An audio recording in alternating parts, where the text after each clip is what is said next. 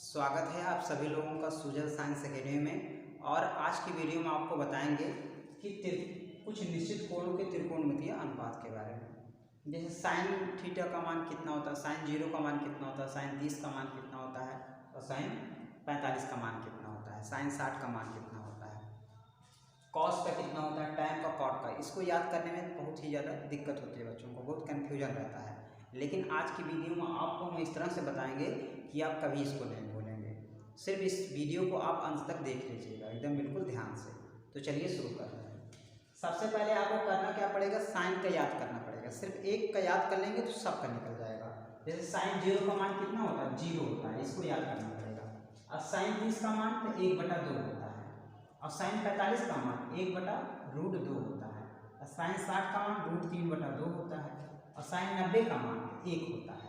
इसको आपको याद करना पड़ेगा। अब देखो, इसी की सहायता से क्या करेंगे, कॉस को भी लिख देंगे।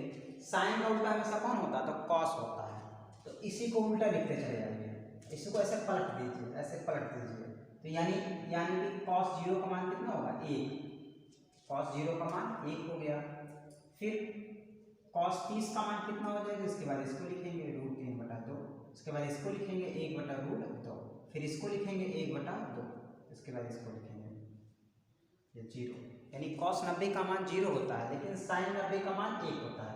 इसी को पलट देंगे, साइन वाला पलट देंगे, उल्टा लिख देंगे। तो अगर ये साइन वाला याद है तो आपको कॉस अपने आप याद हो जाएगा। अब आपको टैन का लिखना है। तो टैन हमेशा क्या होता है, एक सूत्र होता है टैन। टैन थीटा बराबर क्या होता है, साइन थीटा बटा कॉस थीटा। यानी कि साइन वाला जो मान है और कॉस वाला है, कॉस वाला मान साइन में भाग दे देंगे। 1 का 0 भाग करेंगे, √3/2 का भाग 1/2 में करेंगे, 1/√2 का भाग 1/2 में करेंगे। ऐसे करेंगे, जो आएगा उसको हम लिखेंगे। 1 का अगर 0 भाग करेंगे कितना आएगा, 1 का अगर 0 में भाग करेंगे तो फिर कितना आएगा, 0 आएगा। तो जानते हैं कि किसी भी संख्या से अगर 0 में भाग करेंगे क्या आ जाएगा, 0 आएगा।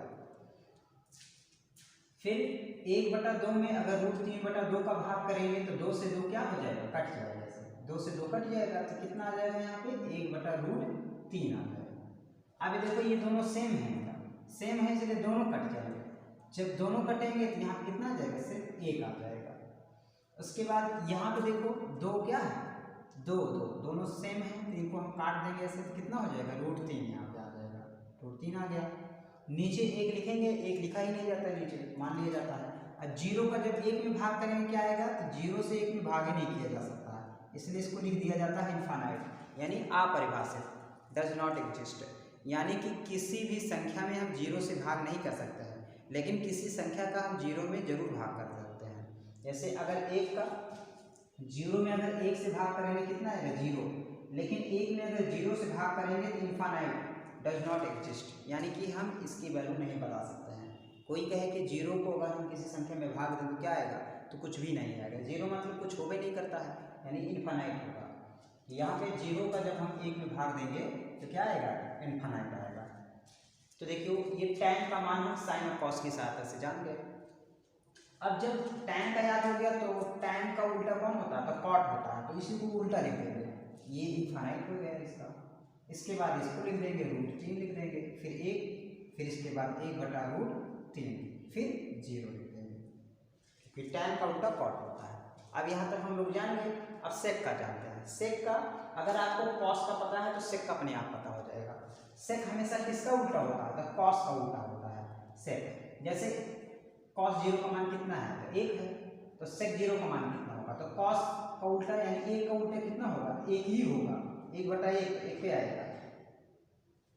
फिर इसके बाद कॉस को उलट दो तो ये कितना हो जाएगा, 2/√3 हो जाएगा। उलट दीजिए वैसे, क्योंकि सेक हमेशा कॉस का उल्टा होता है। इसको भी उलट दो, कॉस का मान, कॉस 45 का मान उलटो तो √2 हो जाएगा, नीचे 1 नहीं लिखा जाता है। इसको भी उलट दो तो ये 2 हो गया। इसको भी उलट दो, यानी कि जब हम यानी कि 0 को उलट दीजिए तो 0 को उल्टेंगे तो यहाँ पे हो जाएगा 1/0, तो कितना आएगा, इनफाइनाइट आएगा। 0 को उल्टे तो 1/0 है, इनफाइनाइट आ गया। यहाँ पे क्या लिख देंगे, इनफाइनाइट। 0 का उल्टा क्या होगा, 1/0, तो 0 का 1 में भाग करेंगे तो इनफाइनाइट ही आएगा। जब ये सेक का पता होगा तो इसी को उलट दो, क्योंकि सेक कॉसेक का उल्टा होता है। तो कॉसेक क्या हो जाएगा, इनफाइनाइट हो जाएगा, उसके बाद 2 हो जाएगा, √2 हो जाएगा, इसके बाद 2/√3 लिख देंगे, उसके बाद कुछ लिख देंगे। तो इस तरह से हम आसानी से पीरियोडिक टेबल को अच्छे से सॉल्व कर सकते हैं। साइन का सिर्फ याद रहे तो कॉस, टैन, कॉट, सेक, कॉसेक सब निकलता चला जाएगा।